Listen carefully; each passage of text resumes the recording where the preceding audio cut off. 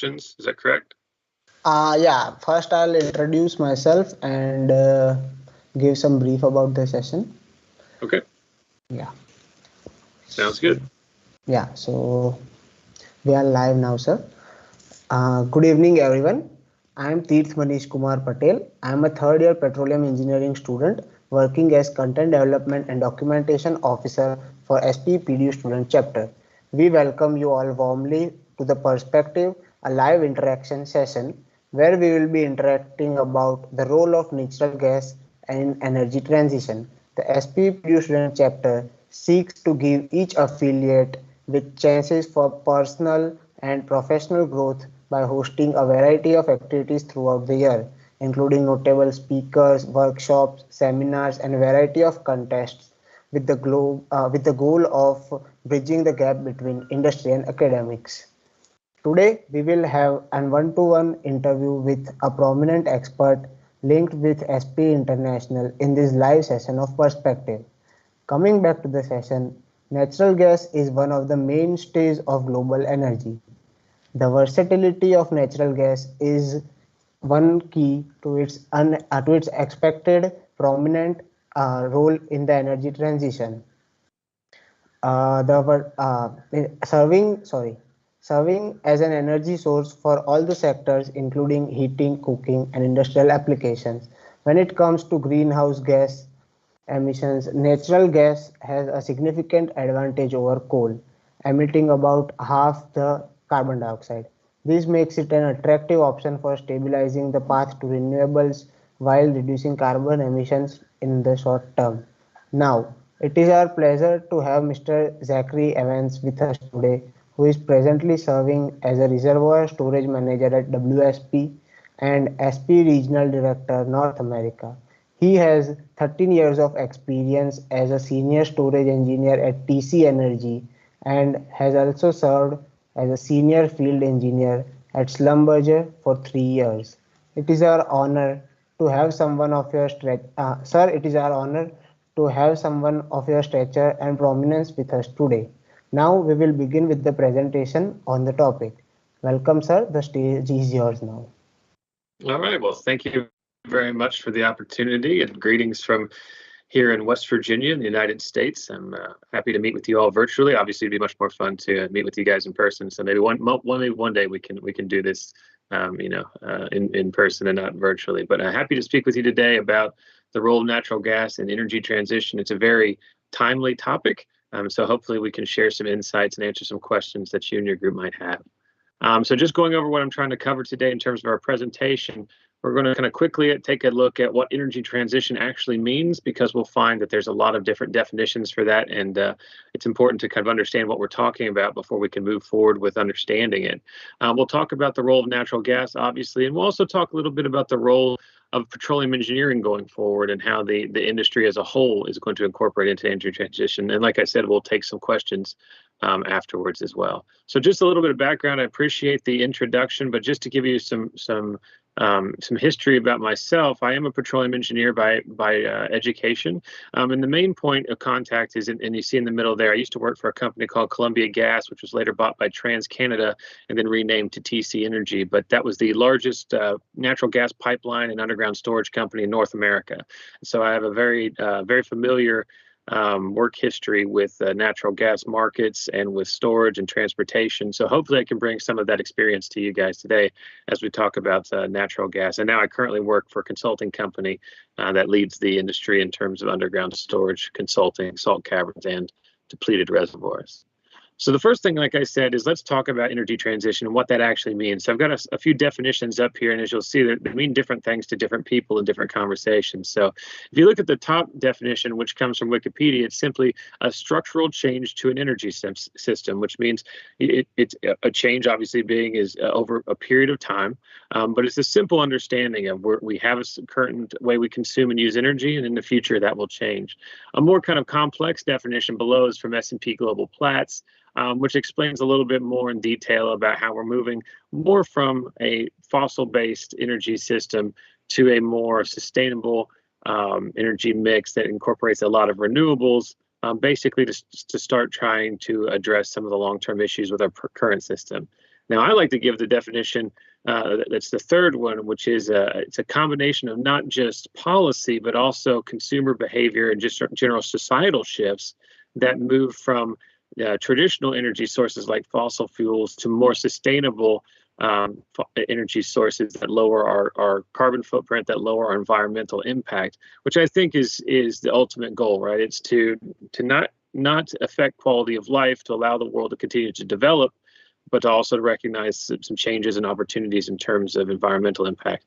Unfortunately, the last definition is often the one that gets used by politicians and social media and a lot of detractors from the oil and gas industry, which is an assumption that we will replace oil and gas entirely, often overnight or instantaneously, and as a result will impact the availability, affordability, and reliability of energy for people across the globe. And as we'll talk about, energy poverty is very much a real situation.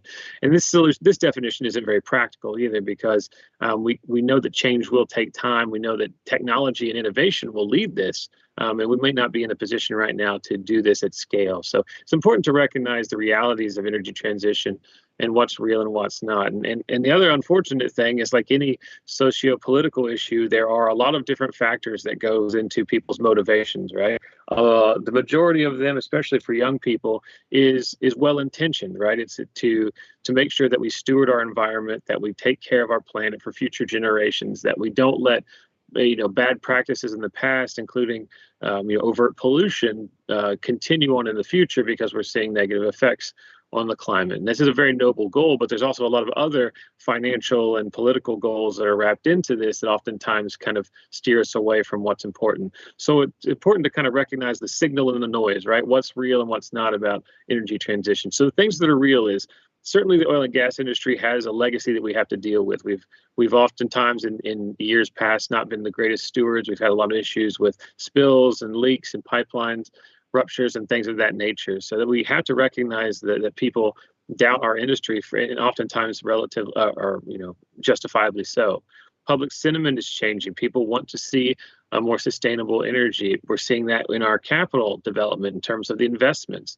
We also recognize that oil and gas aren't renewable, so there is a limited resource. And now we're not going to run out anytime soon, probably not anytime in the lifetime of those of you on the call. But we do have to recognize that. We know that in the future we're always going to be improving. Oil and gas started being used originally to replace whale oil because that was a better source of energy than hunting whales and using the whale oil to light lamps and things like that. Obviously, natural gas has replaced coal, so we're always innovating. But we know there's going to be future technologies. Renewables are becoming more efficient. More people are pushing for electrification of a lot of our things, or a lot of our consumer goods, especially on transportation. And obviously, we need to reduce our particulate emissions, and that's the big thing when it comes to oil and gas. So all of that is real, and anyone in our industry who's not recognized those factors is not doing themselves a good service, because this is the reality of our situation. Some of the things that are not as real and oftentimes are ignored is scalability. A lot of the things about renewables work great, but cannot wholesale replace the baseload energy needs that we need around the world. The timelines are also not realistic. A lot of times people will put up an arbitrary timeline that says we'll be net zero or we'll have some other kind of goal by a certain year, but that assumes that we'll have the technological innovations that will facilitate that. And you can't legislate technology. We'll just have to wait until things the breakthroughs are made. The idea that we'll ever get away from full scale carbon emissions is just not real either. There's a reason we talk about net zero and not full zero, is because every source of energy has some kind of trade-off. And oftentimes people pick and choose which kinds of emissions that they're okay with. We can do rare earth mining for solar panels, but we can't develop natural gas, right? So they both have environmental impacts. The idea that we don't have to make sacrifices. Consumption is the biggest part of our energy needs. And so we need to recognize that if we really want to get to where we need to be in terms of environment, we're going to have to scale back our usage. Cost, the technology I already mentioned, and also the last two points, which is a lot of times these discussions are framed in a North American or European-centric viewpoint, which assumes that everyone is starting off from energy transition in the same spot. And that's simply not the case. So we need to make sure that our policies and our programs are truly global and are not designed for one part of the world that doesn't fit for the others. So if we look at some of the numbers when we talk about the energy needs to kind of put this in perspective, so 100 million barrels is the current estimated daily global oil consumption. And you just think about that, that is a lot of energy that's going to have to be replaced in energy transition. The idea that we could do that simply overnight, or that it wouldn't take some discomfort, is just not practical. 66% is the amount of electricity across the globe that's generated from fossil fuels, and that's just electrification and at current. And you'll know that as we electrify more things, as more and more electric vehicles are starting to be used, that number will only increase. And that number also is the same in the U.S. as it is globally, but the actual total amount of energy from fossil fuels outside of electricity goes all the way up to 80%. So again, a lot of energy we're going to have to replace. When we talk about hydrogen, which is often mentioned as the best direct replacement for things like natural gas and oil, it's only 1/3 of the energy density by volume. It's much higher in terms of weight, but hydrogen is a much smaller molecule. So by volume, which is what will really come into play when we store it and transport it, it's only 1/3 of the efficiency in terms of its energy content. When we talk about the ratio of subsidies, this is just here in the U.S., but we basically spend 9 to 10 times the amount of dollars on renewables as we do it in oil and gas. And so, a lot of the affordability of those and the usefulness of those is propped up by a considerable amount of government spending. And if that government spending goes away, then we really will struggle with that infrastructure that we're building, because that O&M money will be there. And then, like I said, in terms of energy poverty around the world, 1 in 7 people on the planet still does not have access to regular, reliable electricity. And over 2 billion people on the planet still primarily heat their homes and cook their food by burning wood or dung. So we're basically talking about anywhere from 15 to 25% of the planet that essentially is suffering from energy poverty. On a strict basis, not even talk about the other folks that have intermittent energy access. And so again, we have to recognize that these solutions can't just be coming from the richest countries in the world who can afford a lot of this kind of implementation. We have to have solutions that are accessible to everyone around the globe. And then finally, 1.36 trillion is a fun number. That is the current of, I checked it this morning before we got on the call. That's the current value of the Norwegian Sovereign Wealth Fund. And that again speaks to the kind of differences we're talking about here in terms of our development of natural resources. Countries like Norway, who have spent the last 100 years benefiting off of natural resource development, specifically in the case of North Sea oil, have reaped the benefits both societally and financially of this development. So we can't tell developing nations around the world that they're not allowed to develop their own resources, to bring their own countries out of poverty, or to help their populations achieve their dreams, because we've already benefited from those same resources, right? So it's important, again, to frame this conversation. This is just a graph of electric generation here in the U.S., and this is a good example, I think, just for the developed world.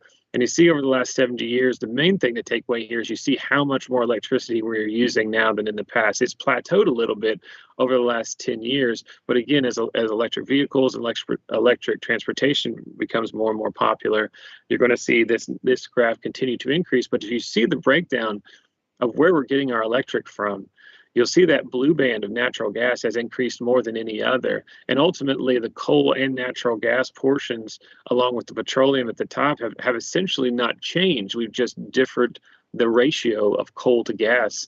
And the reality of the situation is that we generate almost 70% last year. It was the highest usage of fossil fuels for electric generation in our country's history. So you see that even now, amidst all of the climate policy, we're still having to lean on that because, again, we need energy, and this is the way we consume it. And it's the most convenient way now. Natural gas is much more available, and it's much cheaper than coal, and it's much cleaner than coal. So we're using a lot of that here in the U.S., and that's mimicked. And the big thing you can see here is the band of renewables has not really changed in the last 20 years. So even though we are making advances there, it's still only a supplement to the baseload needs that we have. Now, if we look at the EIA information or the IEA information from India, you also see a similar kind of effect here, which is that commodity markets, your energy mix is very heavily weighted to coal, obviously, because you have a lot of natural resources in that and your infrastructure is built for that. And you also see a considerable amount of oil that's being developed as well. Now, this is for total energy, not just for electricity. And you'll see in 2019, that was the highest year of any energy consumption, at least in the last 20 years. And you can see there's almost no natural gas that's built into it. And all that natural gas, the majority of it is imported. So you can see that when we talk about this, there's a lot of room for improvement here, because if we can displace coal with natural gas or something equivalent, then obviously that will be the biggest opportunity to reduce emissions and to reach environmental goals. But there's a long way to go, especially in India, just because of the different natural resources you have and the different infrastructure you've built. So I want to give just a brief example of a case. So an Energiewende is a German phrase that means energy transition. In 2010, they basically made a universal government push to move away from fossil fuels and to move towards sustainable goals. Now, obviously, there's a lot of investment in things like wind and hydro and solar, but they also committed to decommissioning all their nuclear plants. In 2019, their federal government did an audit of the program and found that the program, which had cost $160 billion over the previous 5 years, was essentially not worth the value that it generated, according to the auditor for the federal government of Germany. And they basically characterized it as being expensive, chaotic, and unfair. And that's not, remember, that is the government entity that's making those comments. So basically they said for all the good intentions, it wasn't working out to be efficient for the money that was being spent. And because of that, they actually curbed the amount of renewable capacity starting in 2017, because they recognized that if they spent that much money and time on renewables, they would end up having an energy shortfall because it wasn't meeting the demand needs, because it was unreliable. And ultimately, after 12 years of all of this, hundreds of billions of dollars of euros investment, last year, coal was the #1 source of electricity for Germany. They use 25% of their energy comes from natural gas, still mostly imported from Russia, and their domestic energy prices are 43% higher than any other, than the average in the EU. And their neighbors to the west, in France, actually have the lowest prices and the lowest emissions, because they're 85% nuclear. So again, the reason I mention this is not to kind of poke fun at Germany, but this is one of the leading countries in the world in terms of pushing climate policy. But the policy is not matching the needs of the market, the needs of the people, and ultimately they're because they've made poor choices in terms of reliability, they've had to lean on coal more simply because it's reliable. So you need to make sure that our policies match when we're going forward. And just to know some realities, this is Ursula von der Leyen. She's in charge of the European Union. And this was last year, right before the COP26 meeting in Scotland, where she finally announced that the EU made the statement that they need to look at natural gas and nuclear to be the bridge fuels for the future. And this was a big change, because up until then they had not recognized that and been willing to admit that. And then earlier this month, the European Council actually drafted a resolution that would classify both nuclear and natural gas projects as green, so that under the EU rules they could receive investment as a green energy source, because if we didn't allow that, we just simply not be able to meet energy markets. So big changes there. But the energy mix of the future is obviously going to involve fossil fuels, specifically natural gas and LNG, because we know we cannot replace the energy needs that we have quickly, and we're still waiting for technological innovations to get us where we need to be. Obviously, renewables are going to be a big part of this. They're going to continue to grow. We're talking about things like hydro, wind, solar, geothermal. All of these are great low carbon emissions. They do have pollution associated with them in the mining of materials and the fabrication of things like solar panels and windmills, and also in terms of the decommissioning, right? So these pieces of equipment do have a life cycle, and they do have to be disposed of. So anyone who says these are green or clean energy sources is not being honest. All energy has downsides. It's just about minimizing those downsides and understanding what's best for your local community. Battery technology is the biggest area where we have the ability for technological improvement. Again, it's going to rely on a lot of rare earth metals, and there will be some limitations. But if we can develop flow batteries and other opportunities that would allow us to store some of the more unreliable renewable sources like solar and wind, then that would improve the reliability with that battery backup. So that's certainly something to keep our eye on in terms of technological innovation. Hydrogen is the big big talking point. I actually worked with hydrogen quite a lot in my day job because hydrogen is a perfect solution to the emissions problem, because burning hydrogen has no emissions in the way that the particulate emissions come from things like coal, natural gas, and petroleum products. But sourcing hydrogen is very difficult. The best way to source hydrogen right now is by breaking down natural gas, and so that still doesn't solve the problem of carbon release. It's very expensive. It's very difficult to store, to transport. Embrittlement is an issue. So again, a great opportunity in the future, but will require a lot more technological innovation. And then finally, nuclear. If you talk to anyone, especially environmental activists who are very concerned about lowering pollution, if they're not interested in nuclear, then they're not really interested in helping the climate, because there is no solution that meets the energy needs that a modern world needs, the quantity, with the low emissions that the environmental groups are seeking. Nothing hits both of those targets the way that nuclear does. And so while it certainly has its issues, it is a real potential for a lot of places to be able to lower emissions while also providing the energy that folks need. So we really need to take a look at modern nuclear facilities. So when we talk about natural gas, what are the advantages? Well, the first thing is it's abundant, right? So at current consumption rates globally, there's over 200 years of natural gas volumes still in the ground that have been proven recoverable. This is, don't minimize that number. There's a lot of natural gas that we can take advantage of. Obviously, it's in certain parts of the globe. We'll talk about that, but it's certainly out there. Affordability. I know currently the gas prices have gone up, especially domestically, and we'll talk a little bit more about this in the Q&A session. But natural gas is much cheaper than a barrel of oil. It's much cheaper than a lot of the other opportunities in terms of pure fuel sources. So that will help in terms of not just electric generation, but also direct usage for heating. Mobility. Natural gas is very easy to store and transport. We have a lot of infrastructure for that. So that will make it very easy to adopt for a lot of areas that don't use it so much right now or use it at a lower scale. It's very dependable. You can stockpile natural gas in the way that you can't stockpile renewable energy. And so that provides a tremendous amount of reliability. It's also scalable. About 25% of our global energy already comes from natural gas. So the ability to increase that number, it's much easier than starting from zero. So the scalability is there because we do have an abundance of it. We do have the infrastructure. We can implement this in a broad fashion. It has low emissions. It was mentioned in the introduction. Natural gas is anywhere between 45 to 60% less CO2 emissions than burning coal, and 30% less than burning petroleum. If you just moved all coal to natural gas, you would literally see almost a 50% decrease in our overall emissions. You can't ignore that opportunity. And then when it comes to hydrogen, there's a lot of different colors for hydrogen to classify where the hydrogen comes from. But blue hydrogen is when you break down natural gas into hydrogen and carbon dioxide. And that's currently the most economical and scalable source of hydrogen. So when we're talking about the hydrogen economy, natural gas is very much tied into that. Future role of natural gas, you can just see the world consumption over the last 30 years. We're not slowing down. We're using a lot of natural gas as it is, so that will continue. So there's a lot of infrastructure that's being put into place for that.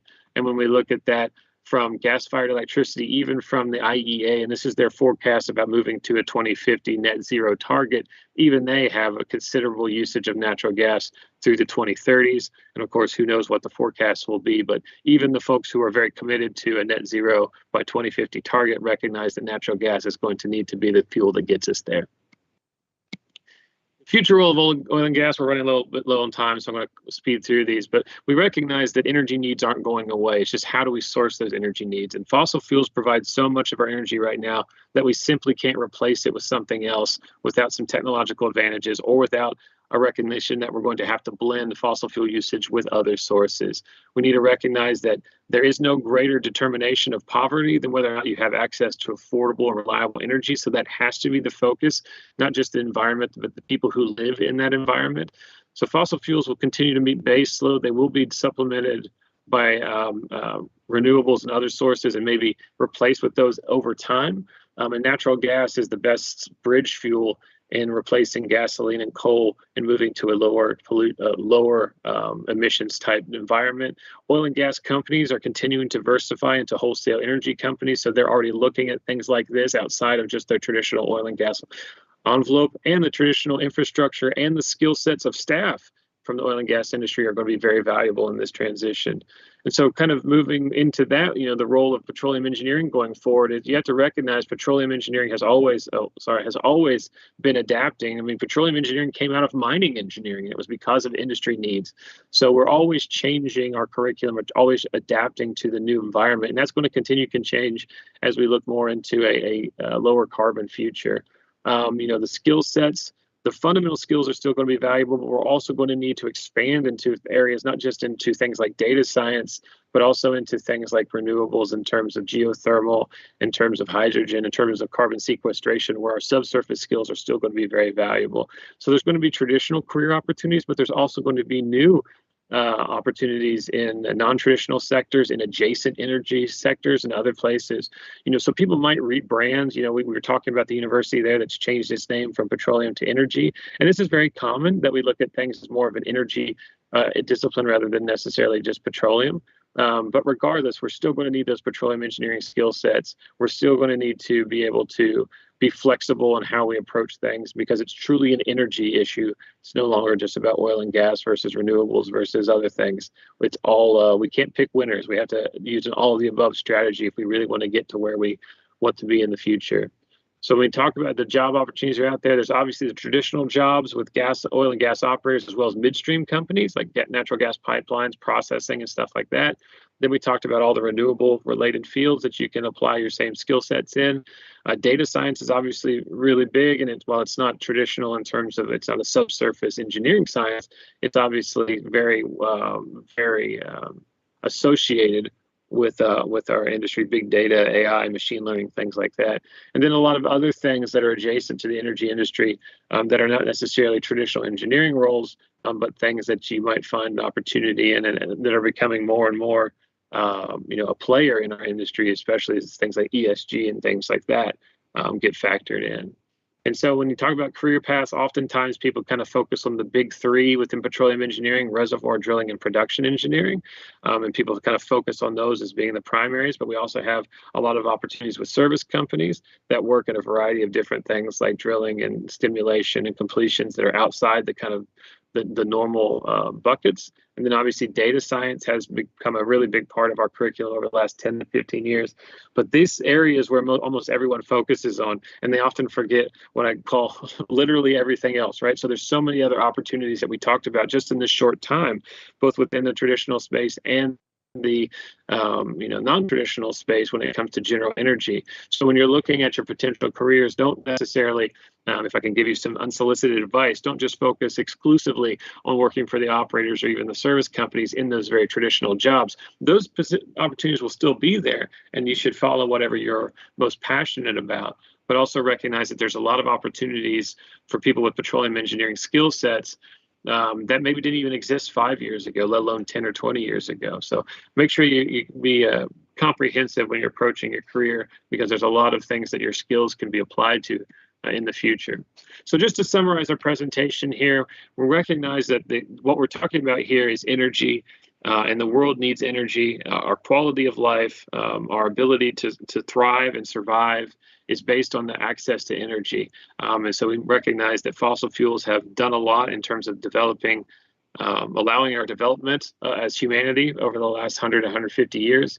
And that's not going anywhere anytime soon. But natural gas, we talk about oil and gas, but going forward, there's a very good chance that it's going to be gas and oil in terms of priority, because natural gas is a great solution to help us get to that low carbon future by minimizing our emissions, but by still providing affordable and reliable energy for people around the globe. There's a lot of new applications in terms of how we use natural gas. We definitely need to make sure that we're studying that and we're being involved in that, because that provides a lot of opportunity going forward, not just for us in terms of our career, but in terms of helping society in general. And then for you guys who are graduating with petroleum engineering degrees, there's a lot of great opportunities out there, both in traditional fields as well as other fields. So make sure you cast a wide net. You look at a lot of different opportunities, and I'm sure you'll have a great career as a petroleum engineer, no matter where you end up working in the future. And so with that, this is my contact information. You're more than welcome to reach out to me afterwards. I'd be happy to connect with anyone and answer any questions they may have. But now I'll turn it back over to our moderator and be happy to answer some questions that you guys have. Thank you, sir, for this remarkable presentation. I personally found this very insightful, and I hope that all our attendees believe the same. Now, moving forward to the questionnaire that we collected beforehand through the various social media platforms. Our first question is, why is natural gas a suitable aspect in energy transition? Yeah, so it goes really back to the idea that the whole goal of energy transition, almost universally, is to minimize the amount of emissions that we it's to curb pollution, right? And unfortunately, when you talk about hydrocarbons, there is a CO2 component to combusting hydrocarbons. But when we talk about all the hydrocarbons, the big three of oil, gas, and coal, natural gas is by far the cleanest when you talk about reducing CO2 emissions. So when we're trying to end up with energy transition at a point where we have minimized our emissions, but also recognizing that the energy has to come from somewhere, and we've seen over the last 10 to 20 years that wholesale reliance on renewables is just not getting there. We saw that in Europe over the last winter, or this current winter, where we're just seeing huge energy shortfalls and huge spikes in prices because they've leaned so heavily on renewables, and they just can't meet the needs of the population when it comes to energy. So we have to have a blend, right? We have to use all of the above when it comes to that, especially if people are not going to be willing to look into nuclear. So when it comes to all the fuel sources we have access to that both minimize emissions and also provide us with the energy that we need to develop our economies, to develop our communities, natural gas is the best fit. Is it perfect? No, but there is no energy solution that's perfect. It's the bridge fuel that will get us from where we've been to where we need to be and allow for a decrease in emissions while we develop the technologies that we need to really replace things with things like hydrogen or batteries or things like that. Okay, thank you, sir. I hope the question that you answered is very clear to all our attendees. Now, our second question is how we as petroleum engineers can adapt to the energy transition. I think you have briefed us about it, but if you can explain in detail. Yeah, I mean, the main thing is the first thing I would say is to not abandon your petroleum engineering skills, right? So I think there's a big concern, especially here in North America, that, because I work with a lot of students and they're concerned about, am I getting a degree that's not useful anymore? And the first thing is to recognize that petroleum engineering skills will be needed by our global society for at least the next 30, 40, or 50 years. Where things are in 100 years, are we ever drilling wells again or things like that? I don't know. I can't predict the future. But the idea that we're going to replace all of the needs in petroleum engineering in the next 5 or 10 years is inaccurate, right? Because we know that we need to be able to produce oil and gas for not just energy uses, but for consumer products and things like that. So that's not going anywhere. So if you're getting a degree in petroleum engineering, and if you are passionate about working in the oil and gas industry, those opportunities will be there. But as there are going to be additional opportunities, and maybe at some point more opportunities, working in the non-oil and gas energy space. So you can use a lot of the skills that you have in terms of thermodynamics and physics and they always say reservoir engineering is just solving the heat equation, right? So it's a lot of these kind of skill sets can be used in things like not just geothermal midstream processing, but in some of these other energy spaces where it's really very similar in terms of your education. So, as you can adapt, it's to first recognize if you want to have a role in traditional oil and gas market, you still can do that, and don't be convinced otherwise. But if you are looking for other opportunities, or you become more passionate about some of these other energy outlets, you definitely have the opportunity to pursue those too, because it's not just that if you have a degree in petroleum engineering, that means the only job you can have will be called petroleum engineer. It's just about recognizing the skills you have and where those apply even outside of the traditional oil and gas space. Thank you, sir, for such a guideful answer. Our third question is how has the COVID-19 pandemic shifted the global energy landscape and affected the share of natural gas in the energy mix?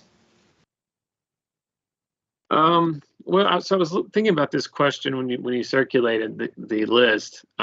If I'm honest, I don't really think that COVID has really changed the energy mix. I think it had a very short-term effect on consumption simply because in a lot of, especially Western countries, there was a big decrease in the amount of transportation, right? So there wasn't as much. We saw that in the U.S. where eventually oil futures got to negative, right? In April of last year, you could have bought a barrel of oil for negative $30, right? Because we ran out of storage capacity. That's not real in the terms of it was a very specific economic condition. I think we're starting to see now as COVID is waning in a lot of different jurisdictions, we're seeing pricing going right back to where it was. We're seeing usage going right back to where it was.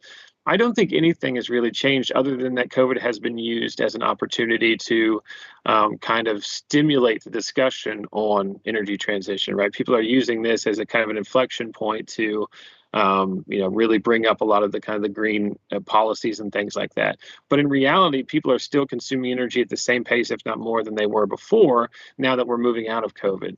So it's more just about an awareness of these issues and some kind of some political drivers that are pushing it now in terms of policy. But ultimately, the fundamentals are still the same. People are still using energy at the same rates and in the same proportions as they were before. Okay, thank you, sir, for the answer. Our fourth question is, as we are transitioning to natural gas, the price level also increases. Recently, the gas price hit $5 per million metric British thermal unit. And according to the study from Oxford, for the low-income countries in which the majority of nations are there, above $5 per MMBTU, gas becomes unaffordable. It is just the initiation of a gas-based economy and we are encountering high prices. How countries could afford natural gas once this transition ideology gets into the implementation phase? Yeah, this is a good question, and I think and again, just my opinion, I think it's the suggestion that was made in the question. This is just the early growing pains of a gas-based economy for a lot of places. Here in the U.S., the gas has gotten up to $4 or $5. It was under $2 for the majority of the last decade because we got so good at developing unconventionals in terms of shale between hydraulic fracturing and development of our domestic resources that we really drove down prices because of abundant supply. And then again, because of the consumption ramp up, because there wasn't a lot of investment over the last 2 or 3 years, we're just seeing that crunch. I think that's what it is. I think ultimately, as we start developing more unconventionals around the globe, and you also have to remember, like you look at like a huge economy like Brazil, right? Brazil, I think the fifth largest country on the globe in terms of population and very large in terms of size. It's only in the last 5 years that they've really focused on the gas part of their oil and gas development, right? So a lot of these countries haven't really looked into the gas development. They're still in their primary oil development. So as we start shifting focus there, that price will come down. But in the short term right now, it's just a COVID-related supply crunch that's really driving up the price. Thank you, sir, for the answer. Our next question is, currently, India has over 50% import dependency for natural gas. The vision on with such high dependence on imports, how long can natural gas sustain the energy transition to renewable or more sustainable energy? Yeah, so that's a problem, right? I mean, natural gas works great if you have access to natural gas, and not every country has access to hydrocarbons, let alone specifically gas. So when you are in a heavy kind of reliance on imports, I mean, we're seeing that in Europe right now with the Russian gas pipeline. When you're heavily dependent upon imports, and this goes to a later question I think about national security, it is an unfortunate situation. So if you don't have those resources to develop, either through direct production in terms of drilling for natural gas or for some other kind of like biogas development, then natural gas may not be as perfect as a solution, or an idealist solution, I guess we should say, as it might be in other places where they do have a lot of natural gas naturally. So it's just a balance. I think the real crux of answering this question is recognizing that the solutions we're talking about need to be specific to each economy, to each country, to each area of the globe, because access to resources, state of the current economy in terms of development, population sizes, topography, all of these things affect what's going to be the best solution in terms of providing energy for the population. So, I could give you an answer that works well in the U.S. or works well in Western Europe, but it may not work in India because of the situations you talked about the trade deficit or things like that. So, how you can solve that problem, I don't know, because it's a very big issue. But I think you have to look at, what you can develop internally, what you can reliably source, in terms of imports. And then if that doesn't make sense, then looking at alternatives, because natural gas is again, just one of the many options that we have in terms of energy sourcing. So you've got to find out whatever's going to work best for your group, for your area. And again, that isn't universal across the globe. Okay, so based on the question that you answered, how can a developing country that does not have a lot of indigenous natural gas energy resources be supplied gas in a cost-effective way that encourages adoption while minimizing the use of coal and other such resources? Yeah, so I mean, the easiest answer to this is government subsidies, right? You can back that up to encourage adaptation and adoption. But I mean, if you don't have natural gas resources to develop at scale, then you have to source it from somewhere else. I mean, unfortunately, based on where India is on the geographic and the socio-political map, you do have access to foreign natural gas sources. But then it's a matter of the diplomacy that goes into setting up agreements and purchases and making sure the pipelines are laid and things of that nature, which is much easier said than done. So again, I don't have a perfect solution for this, but it's recognizing that when it comes to that kind of national infrastructure level decisions, that has to be driven by government entities, and sometimes that has to be subsidized at the beginning of the project to increase that level of adoption that we talked about. But if you can't source it at home, you have to go somewhere else. And if you can't do that in a reliable and a cost-effective manner, then perhaps natural gas isn't the solution in the way that we've talked about it. But you really have to explore those options in terms of imports before you can really decide whether or not economically it makes sense. Okay, thank you, sir. So our next question is, to what extent can this energy transition effectively impact the current processes of regional integration? Yeah, and I'm still a little bit, the term regional integration, is a little bit kind of more, a little bit outside of my area of expertise.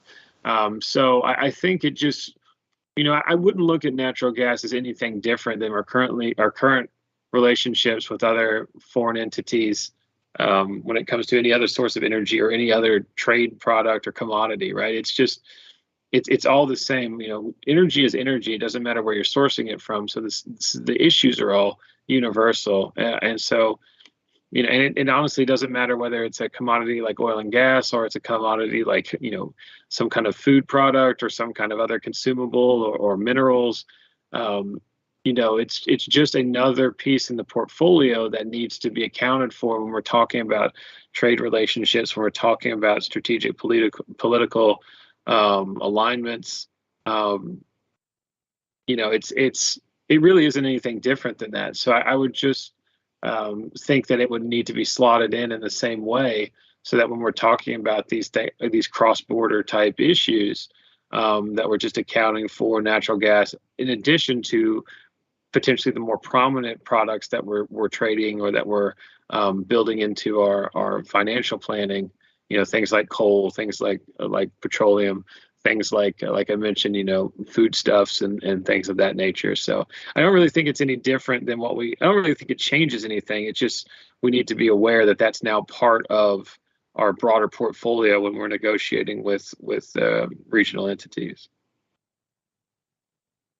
Okay, so how can countries prevent themselves from these transitions' impacts on international security? Yeah, this is a good question, because this is the real issue. This is what we're seeing in Europe, right? For as advanced as they are in terms of their policies, this is what they're struggling from. Most of Western Europe is held hostage by the Russian supply of natural gas, right? And in other places around the world, there's similar issues where domestic energy relies heavily on foreign, either imports or foreign regulation in terms of being able to supply them with either their source fuel or other items that they need. And when we talk about national security, if you have unreliable energy, you're not energy secure. And so that's a big thing that folks need to focus on, because you can have really great policy in terms of hitting your green goals. But if those policies also make your energy sources unreliable or dependent on foreign interests, then you are not secure in a variety of different fashions. And so that really needs to be taken into consideration when you're developing a policy, when you're developing your laws and legislation. Because there is nothing more dangerous to a population than not having access to energy, especially if there's an anticipation that you're going to have access to that, and then you lose it during, say, a very warm spell in the summer or a very cold spell in the winter. When people lose access to energy, there's fatalities, right? It's a very serious issue. So you need to make sure, as I said, kind of in the theme of a lot of my answers, developing countries need to figure out what's going to be the best for them. What can they develop from their own natural resources? What areas of improvement do they have? Where can they lean on foreign investment or foreign resources to be able to back that up? What is going to be truly the most effective, most reliable, most affordable, and resilient system? And then move forward with that in mind. Because if you can have a program in place that hits all of your environmental goals, but if it doesn't provide enough energy for your population, then you're going to be causing more energy poverty than you're solving. And ultimately, that is a huge risk, just in terms of the livelihoods and the well-being of people. So you have to make sure that that's focused. And you do that by, again, securing good trade deals, by developing your own infrastructure internally as best you can, not relying on foreign entities. And again, paying mind to the affordability of things, because as much as we would like things to be perfect in terms of their environmental impact, we know that this is going to be, again, that transition period, right? So we need to make sure that we're not making ourselves vulnerable to security issues because we're prioritizing ideological perfect type of legislation and not focusing on the practical aspects of providing energy to our communities. Thank you, sir. Moving on to the next question. With fugitive emissions, hydraulic fracture induced seismicity and other challenges, is natural gas a long-term resource for a cleaner future, or is it only a band-aid solution to the current global problem?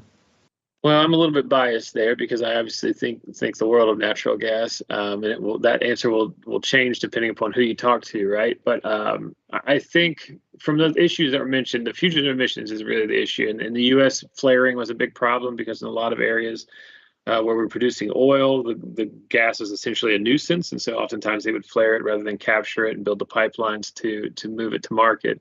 That's changing. We've seen a huge decrease in flaring over the last few years, especially in West Texas, where that was a big thing. So that's the same kind of case study that can be applied across the globe, right?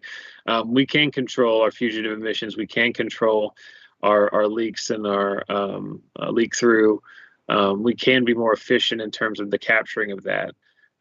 So I think, fracturing seismicity, I don't think that's a big issue in the way that sometimes people focus on that. And hydraulic fracturing is the key to making unconventionals accessible and actually providing the affordable gas we talked about. So that has to be a tool we use going forward. But I don't think it's a band-aid in the sense that it's not just, so it makes an impactful that when you can reduce 50% of your emissions, that's certainly not a band-aid solution. But again, it's about recognizing that good is not perfect, right? So we're moving to something that's better, but even though it's not perfect, doesn't mean we should abandon that or we should look on it as some kind of poor solution. So I don't think it's a band-aid by any means. The duration that we're talking about here is 30, 40, 50 years. That's entire lifetimes for working lifetimes for a lot of folks. So it's a real solution. It's just a matter of the details and how we implement it in order to make sure that we are being good stewards of the environment while we're developing these resources responsibly. Thank you, sir. Our next question is, if natural gas is the substitute for future energy, what percentage of gas is being extracted from gas hydrates at present, and what would be the proportion in future? Yeah, so I actually had to do some research on this one because it's been I think it was in college the last time I talked about, naturally occurring gas hydrates. There's some crazy number like 10 to 100 quadrillion cubic feet of natural gas estimated to be trapped in either Arctic or sub-ocean hydrates. But there's essentially no commercial development of natural gas from hydrates currently because it's very impractical in terms of its development. I think you get like around 150, 160 cubic feet of natural gas from 1 cubic feet of hydrate. So obviously there's a lot of potential there, but it's just a very volatile type environment for production. So the answer is right now, not much, if at all, is being developed from that. In the future, that's certainly an area for growth. So that's something that, there's going to need to be some technological breakthroughs, some R&D innovation that goes into it. So there's certainly potential there. There's a lot of gas trapped in hydrates, but right now it's just not economical. Okay. So what are the plans to mitigate the emission of carbon dioxide happening during the burning of natural gas? Yeah, so that's where carbon capture comes into place, right? So that's one of the things that you can do to improve the efficiency, or at least in the pollutant efficiency of natural gas operations, is capturing the exhaust, right? So even though we do have much less emissions in terms of CO2 than other alternative fuel sources, at least hydrocarbon fuel sources, you're still going to have some CO2. And so, how do we capture that? Do we balance hydrogen or natural gas usage with direct air capture or other kind of offsets? There's a lot of different opportunities there. But ultimately, I think it's important to focus on the pollution rather than the fuel source, right? So we have the access to natural gas and it provides the energy that we need. How can we mitigate the emissions? That's where we really need to focus. And there's a lot of different scrubbing technologies, a lot of different capture technologies. CCUS is obviously an option that a lot of people are looking into now. So, can we ever solve the reality of the physics, which is when you combust natural gas, you get CO2 as an emission? No, you can't. I mean, we can't rewrite physics or chemistry, but we can try the best we can to capture and mitigate those emissions. And carbon capture and sequestration is a good option for that. Thank you, sir, for the answer. So our next question is, can natural gas be produced using the infrastructure already existing for production of coal? If not, what are some environmental and economical obstacles we'll face while building new gas infrastructure? Yeah, so it's not a direct comparison, or it's not direct usage in terms of coal infrastructure. The biggest overlap is, coal bed methane. A lot of, developed coal seams will have some naturally occurring methane that can be captured with shallow coal bed methane wells. So you can use the actual coal sites themselves to develop that. But in terms of the other infrastructure, you're going to need lay pipelines, right? And so that's the biggest regulatory and environmental hurdle is, laying those pipelines through areas, making sure that you're not impacting local communities, making sure that you do have, all the land work that goes in, the geology work that goes into making sure that the pipeline is going to be stable and not run into issues with slips or other kind of geological concerns long term. That's a real big part. That's the biggest piece of infrastructure for natural gas, is just the pipelines for transportation. So that's the biggest issue. So you can take advantage of some coal bed methane to help you develop natural gas, but the actual infrastructure is going to need to be developed fresh. Okay. Our next question is, how can natural gas be used in scaling up the production and transport of hydrogen energy? Yeah, so as we mentioned, the biggest source of hydrogen currently is blue hydrogen, which is simply breaking down natural gas into its components, and then that leaves the hydrogen and carbon dioxide. So there's a lot of projects, especially in Europe, that are going into place that are basically developing blue hydrogen paired with a carbon sequestration effort to kind of dispose of that. The problem is for every 1 kilogram of hydrogen that you get from that, you get 6 kilograms of CO2, right? So it's a scaling issue. That's where we really need to develop some technology that will help us to further improve our efficiencies there, because hydrogen is a great fuel source. It's just very difficult to get in its natural form. So you're going to have to find ways of getting it from either green hydrogen from like landfills and things like that, white hydrogen, which is naturally occurring hydrogen that we could drill for and develop just like we do oil and gas. But blue hydrogen, right now, the most economical and scalable way to make hydrogen is to break down natural gas. So that's obviously going to be a huge part of increasing the hydrogen adoption in terms of that emerging market. But we're still going to have the same issue of CO2. So, it's difficult to transport hydrogen too, because it causes pipe embrittlement. It's reactive and not like methane, which is inert. So, there's challenges there, but certainly natural gas is going to be a big part of the hydrogen market going forward. Thank you, sir. Our next question is, how can the amalgamation of natural gas with carbon capture, utilization, and storage facilitate decarbonization of energy sector? Yeah, that's the kind of question we already kind of touched on, which is whether it's natural gas or hydrogen specifically. If you want to hit the goals that we're talking about, you have to pair that with carbon sequestration. I hate the term carbon storage, because storage implies you want to get it back out at some point. This is disposal, right? We're not trying to get the carbon back out. So anytime we talk about these applications, they have to be paired with carbon sequestration in order to reach the kind of net zero goals we're talking about, right? And carbon sequestration is not omnipresent. I mean, it's still very much a developing science in a lot of places. Even though it's operational, we've only been operating some of these things for 5 or 10 years, not the 100 years that we've seen on the other stuff. So, we're going to have to, essentially all of these projects, if you really want to hit that net zero target, you're going to have to pair all of your development with some kind of carbon sequestration. And so that has to be factored into the finances, have to be factored into the scaling to make sure that it's going to balance out, because there will be emissions associated with burning fuels. There's no way around it. So if your goal is to ultimately minimize that impact, you're going to have to sequester and store that carbon. Thank you, sir. Our next question is, how the technical and economical advancement in renewable energy will affect the use of natural gas as a reliable energy source? Yeah, so I mean,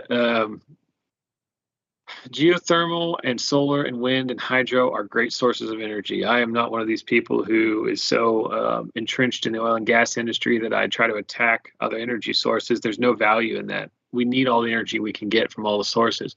The problem is there's limitations currently with things like solar and wind because they're not reliable, right? They don't produce 100% of the load every day, because that's just not how the environment works. It's not sunny everywhere all the time. It's not windy everywhere all the time. So they're intermittent by design. Hydro is great and geothermal are great, but you don't have access to those kind of geography, especially hydro. I mean, Norway is 85% electric gen from hydro because they live in an area where they have that kind of topography. We don't have that in a lot of other places around the world. So all of these sources are great. And as we have additional innovations in terms of technology that make them more efficient, as we develop battery storage, which will allow them to be more reliable, then ultimately they might continue to supplant oil and gas in terms of the energy mix. But like I said, you can't rush those kind of technological developments. So we just have to wait until we get to a point where those things are more cost effective, they're more efficient, they're more universally adaptable across the globe. And then as that becomes a more sustainable source of energy, then we can start peeling back at our traditional uses in terms of coal and hydrocarbons. But the problem is right now we're not to a point where that makes sense, right? Economically, in terms of reliability, we're just not there yet. So there's always going to be innovations when it comes to these things, but we just have to wait and see the progress before we can start implementing this full scale around the world. Right now, renewables are a great supplement to the base load energy needs that we get from petroleum products and from coal. Eventually, that will change, just like energy has always been transitioning. But we just have to wait until the point where it makes sense. We can't rush into it, because rushing into it is just going to exacerbate poverty right now. Okay, so only the engineering and technology aspects are not sufficient. if management of energy resources are inefficient. Where can one study about resource management focused in sources of energy? Yeah, I actually don't have a great answer for this, simply because it's been a long time since I was in school, and even looking at some of the curriculum around the globe, the petroleum engineering departments around the world are trying to figure out where to go next, right? Because they want to hold on to the traditional subsurface skill sets that we talked about because they're still very valuable, but they also need to incorporate some of this newer energy related topics. So I think you could probably just look at some of the different programs around the world that are expanding into geosciences, into energy resource management, into energy transition type topics. I don't have a specific example in mind, nor do I know of like an online resource for that. But I mean, there's a lot of material that's available, and so whether it's formally through an institution of higher learning, or it's just your own kind of internet research, there's a lot to be just digested just from reading about what's going on in the energy space, right? Recognizing the realities of things. Like, so like we're talking about here today, it's one thing to say natural gas is going to be important in the future, but what does that mean? What does the natural gas development look like? Where are our regional and international deposits of oil and gas? What does oil and gas infrastructure look like? What do the finances look like? What is the real trade-offs in terms of emissions? So you can do a lot of self-study on that. And you're exactly right. I mean, if we don't manage the resources, it doesn't matter how good the rest of the policy is, because they are finite resources, and we have to make sure that it all makes sense, because it is a start to finish type operation. You can't just focus on one part of the energy process flow, right? You have to source it, you have to utilize it, you have to deal with the emissions or the pollutants or the after effects of it, and you have to understand how it serves your end user, right? I mean, all of this is about, we're not just generating energy just for the sake of generating it. We're generating energy because people need it to survive. That 1 out of 7 people who doesn't have access to electricity, their life will be made infinitely better by having access to energy. So this is not a minor issue. This is very much core to the human experience. So it's about doing that research and really understanding what the motivations are and what we're trying to do, and then figure out how to do that in the best of our abilities. Thank you, sir, for such a guideful answer. We have a very interesting question here. Are there any demerits caused by natural gas in this particular energy transition process? Yeah, well, I mean, the biggest demerit is, nobody, I mean, if people are opposed to fossil fuels, they're not going to be happier about natural gas than they are about oil and coal, right? So it's just a perception issue. There are some people who are not going to be content with any kind of non-renewable energy source. And you just have to recognize that those people are not going to be convinced no matter what you do, right? You can change the name. You can instead of calling yourself an oil and gas company, you call yourself an energy company. Instead of calling it a petroleum engineering program, you can call it an energy engineering program. But at the end of the day, if you're burning hydrocarbons, they're not going to be happy about it. The reality is what we talked about, which is that there is no way to reach the energy goals that we need as a global society without leaning on fossil fuels, up until the point in which we have a technological advancement, or we've adopted back into nuclear at a significant level, that we can hit those environmental goals without causing people to go without power, right? And that's the reality is the demerit is always going to be public perception, because people don't want us to use natural gas because they think oil and gas is an old, outdated, dirty energy source. There's been a lot of successful campaigning over the last 20 or 30 years to convince people of that. We all know in this part of the industry that we would not be where we are as a society, no matter where you are on the planet, without access to that energy. But some people don't want to know the realities of where their energy comes from. So the biggest demerit is there is still going to be particulate emission that comes with natural gas combustion. It's going to be much better than the alternatives, but some people are never going to be content with that. So it's a good solution, but it's not perfect. And unfortunately, some people are out there looking for perfect solutions. Thank you, sir, for the answer. Now we will have the questions from the chat box. Anugrah Singla here has very interesting question. Quoting him, "Greetings of the day, sir. Sir, I wanted to know more about your job as a reservoir storage manager since I haven't come across the designation in India. Yeah, so I forget which university it was, but I spoke at another Indian school before the turn of the year on underground storage, right? So my most of my adult career has been working in underground gas storage, mostly in depleted reservoirs, and that's a very big application here in the U.S. We store about 4 trillion cubic feet of natural gas every year, storing in the summer for use in the winter because we mostly use natural gas in the U.S. for home heating and residential heating, right?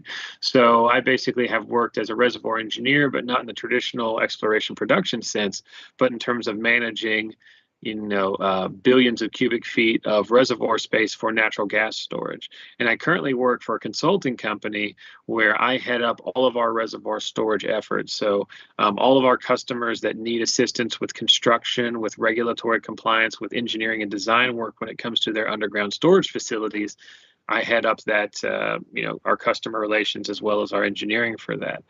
This also includes things like salt caverns and hard rock caverns. Most of India's strategic reserves are in hard rock caverns, so essentially mined caverns where they store liquid products. But that's where my job is. So it's all in underground storage, and that's very common here in the U.S. and Canada and Western Europe. But there's a lot of places around the globe where underground storage isn't really hasn't really been developed, especially when we're importing a lot of our natural gas. Like I said, that's you don't have as much need for it necessarily. But that's what I do for a living, is I work in underground storage. Thank you, sir, for such an amazing answer. I hope our all attendees uh, find this answer better for choosing their careers. We have another question from Shubham, quoting him. Sir, I'd like to know more about the challenges and opportunities associated with future policies aimed at promoting the natural gas as a sustainable energy source while mitigating its downsides. Yeah, so this kind of goes back to my presentation slides where we're talking about the change in mindset in the European Union to this, which is, the green movement, especially that was exaggerated by COVID.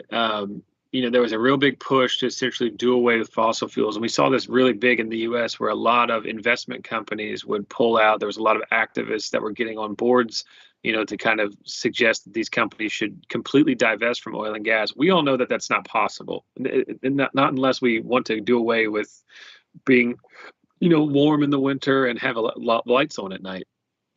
But that was a very big push up until the point where it became practically impossible. So like we said, when we started seeing commentary out of the EU leadership, especially in response to this winter, when prices have gone high and reliability has gone low, people recognize that this rhetoric is not going to match reality in terms of what the energy markets actually require. If you lean too heavily on emerging technologies that aren't up to the capability of replacing fossil fuel usage entirely, then you open yourselves up to a poverty situation. And we're seeing changing mindsets on that, where we recognize, okay, we're still going to go with the goal of at some point in the future minimizing our impact, but we know right now we can't abandon oil and gas. So a lot of the policies, I think, going forward are going to be more practical because people are starting to see the effects on not just their energy availability, but in terms of their economic impact. It's getting expensive.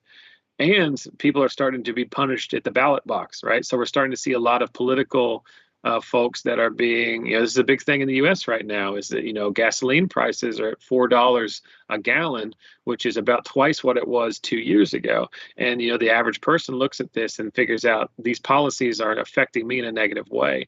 So we have to find that blend of, we know where we want to get in the future, but we know it's going to take some time to get there. So we can't make bad decisions today, hoping for a perfect outcome 50 years from now. It has to be more practical than that. So I think there's going to be a lot more measured policies going forward because ultimately people are not going to stand up for, less access to energy and paying more to get it. Thank you, sir. I hope you have answered Shubham satisfactorily. Now, on the ending note, I, Tirth Manish Kumar Patel, on behalf of SPE PDEU Student Chapter, Thanks you for your cognizance and for sharing some valuable insights. I hope the attendees found this session useful. We all hope for your safe and healthy life and looking forward for your collaboration with us for more euphoric events in the future. Thank you, sir, for your valuable time. Absolutely. I appreciate the invite. And like I said, if anybody needs to contact me after the fact or for future collaborations, as you mentioned, I'm certainly available and happy to do it. Yeah, thank you, sir. All right. You guys have a good day. Yeah, same to you, sir. Bye.